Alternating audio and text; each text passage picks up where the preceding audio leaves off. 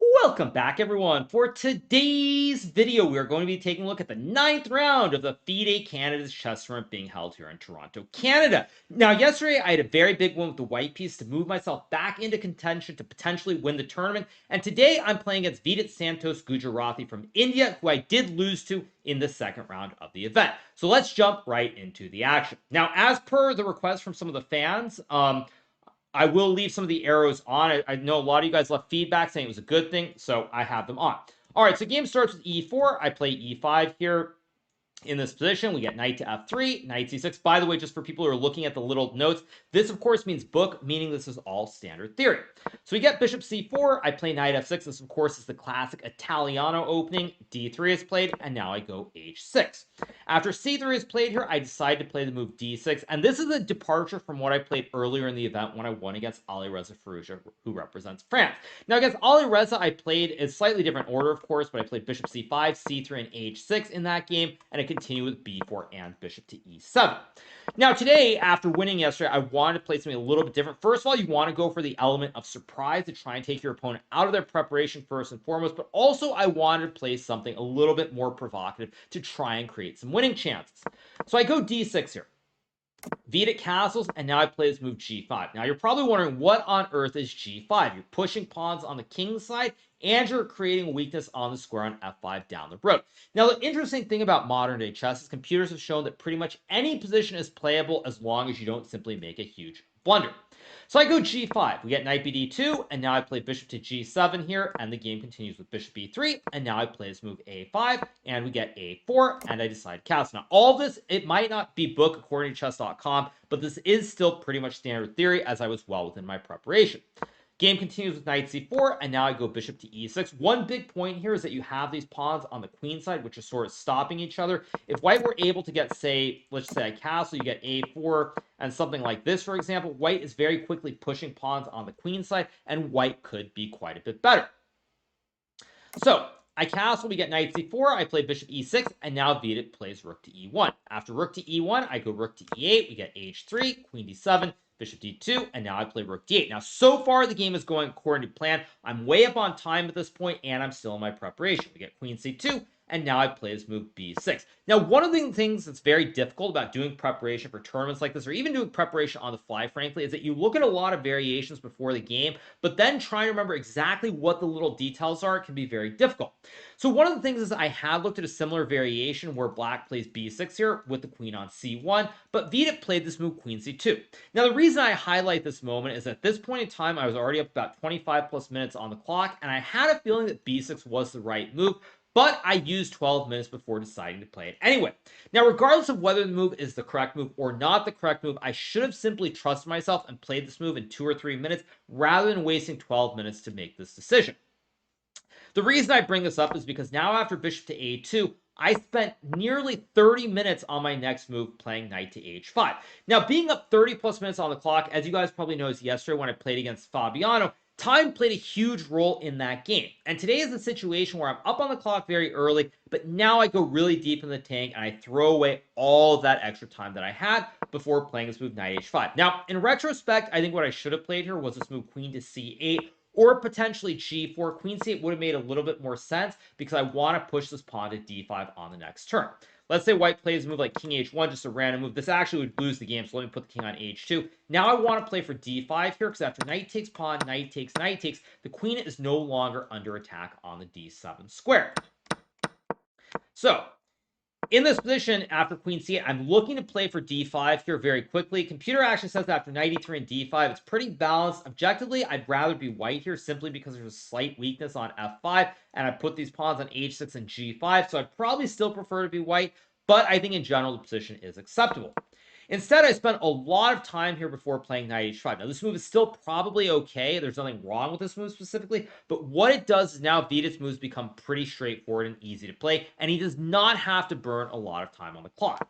So he plays knight to e3, and now I trade the bishops, and I go knight to e7. Of course, I'm trying to stop white from jumping to f5 with his knight. You'll probably have noticed that the computer likes this move knight to f4. I actually thought after knight f5, knight e7, takes, and something like d4, that white is probably a little bit better here. Interestingly, the computer thinks black is fine.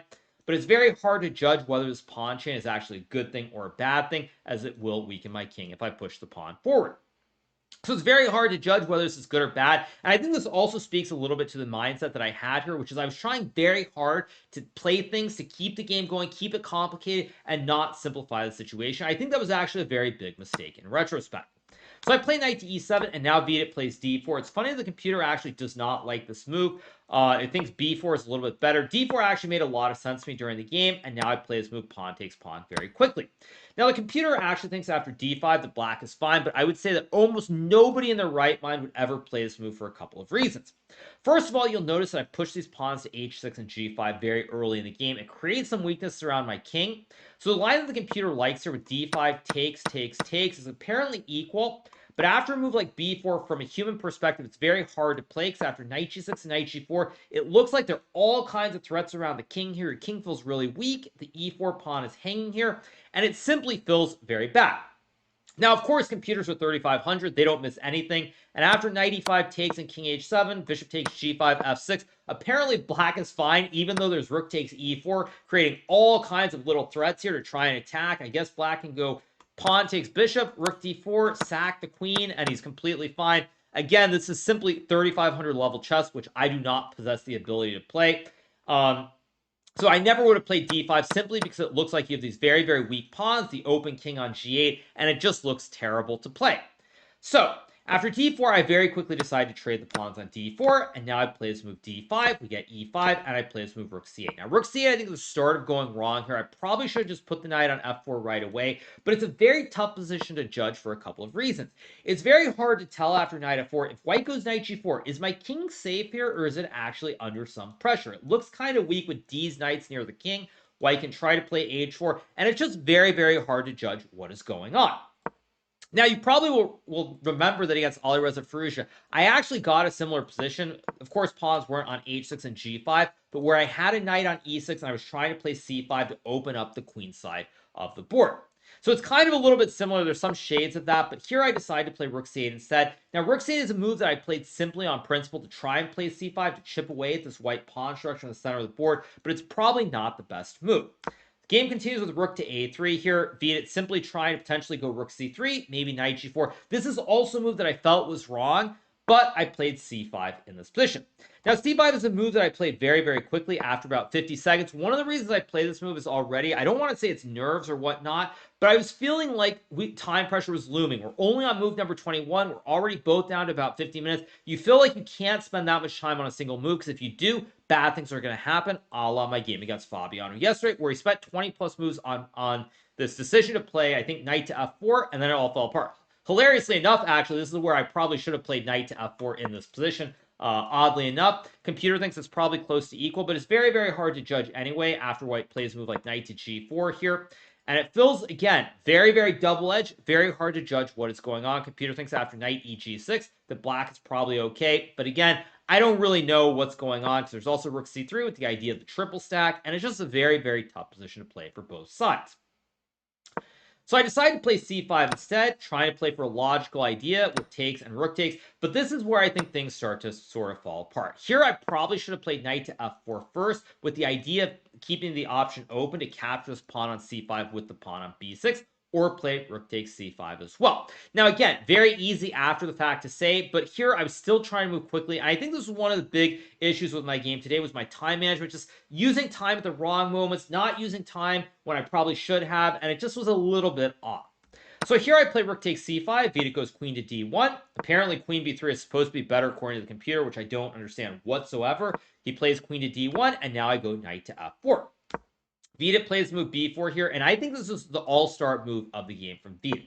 Now, in this position, the computer thinks knight g4 is also playable, but after knight g4 and knight eg6, I have these knights on g6 and f4 which support each other. Now, after b4, let's say takes, and rook c4, black is actually doing completely fine, because the knights are well played, so there's pressure on the pawn on e5, and it's just very hard to play.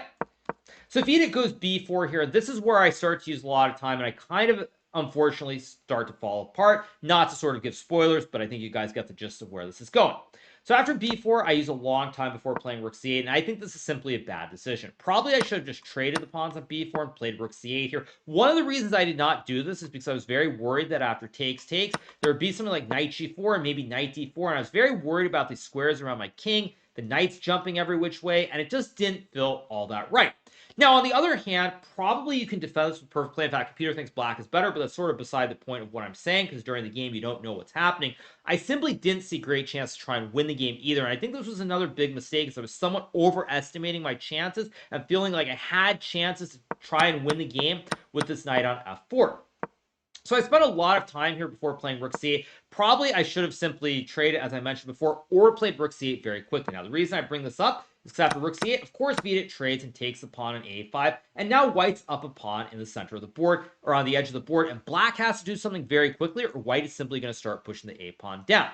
So here I play knight c6, and I think this is the start of my mistakes. I think I probably should have gone knight to g6 to pressure the pawn, because now after bishop c3, there's computer wants this very unusual looking move, h5 here, to try and play for g4, and it's starting to get a little bit murky here, because if white plays knight takes g5, there's queen to e7, which hits both the queen, or not the queen, hits both the rook and the knight at the same time, and now it's starting to get kind of spicy. Probably if I really wanted to try and desperately win the game at all costs, I should have gone for this. Instead, I play knight c6, which is a bad move, especially based on what I intended to do, because after bishop c3, I blundered the game with knight takes e5. Now, the problem here is, again, keep in mind my mindset for much of this game is trying to keep the game going, trying to create winning chances. So when I played knight c6 here, I intended to play knight takes e5, and I thought the game was going to end in a draw. So right when I thought that I would draw the game is exactly when I blunders it all away. So after knight c6, bishop c3, initially I thought maybe I could play rook c to d8 here potentially. And if white plays something like knight g4, d4, bishop d2, and d3, it's very, very complicated because I have this pass pawn in the center, and computer thinks that the game remains fairly balanced. But again, when I played knight c6, or when I was calculating here before playing knight c6, I simply thought that after bishop c3 and knight takes e5, the game was going to end in a draw after knight takes knight, bishop takes knight. Let's say knight g4, takes, and queen d6. Both sides have 4 pawns on the board, same number of material, and I thought it would be a draw. Although apparently queen d6 is the wrong move here. Go figure, but at any rate, it is what it is. So I spent all this time calculating it, thinking it was going to be a draw, but this move, unfortunately, knight takes e5 simply is losing because white can take with the bishop and now take this pawn on d5. Now, I actually saying losing is too strong because the computer still gives good chance to draw, but at this point, everything starts to fall apart. Now, this is very, very similar to the game against Fabiano, where Fabiano had, I think, 33 minutes around like move 26, and he spent 20 plus minutes when he got surprised by this rook e3 move followed by ah4, got low on time, and it all collapsed, and this is the exact same thing, where now I've clearly blundered this pawn on d5, because if I capture the knight, he takes my bishop, and now white simply has an extra a pawn on the board and probably will win the game.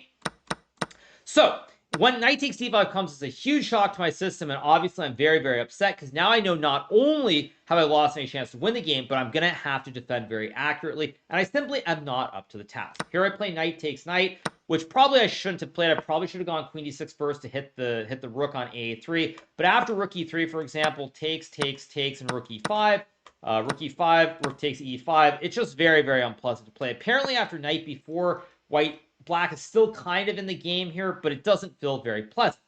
So instead, I just play knight takes knight. He takes back. Now I go queen to e6, and now rook to d3 is played. I go knight f4, rook d6, and I play this move queen to a2.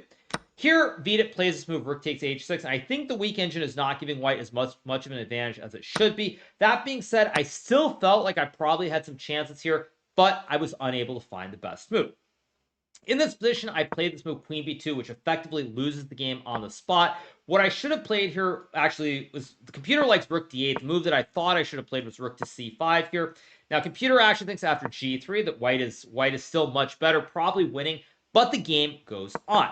Apparently, after rook c d8 and rook d6, however, it wants takes and knight g6, and maybe here, after queen to d4, apparently, nah, the computer's crazy. This is still completely winning for white. White has 2 extra pawns on the board, and there's just no way for black to save the game, but it is beside the point.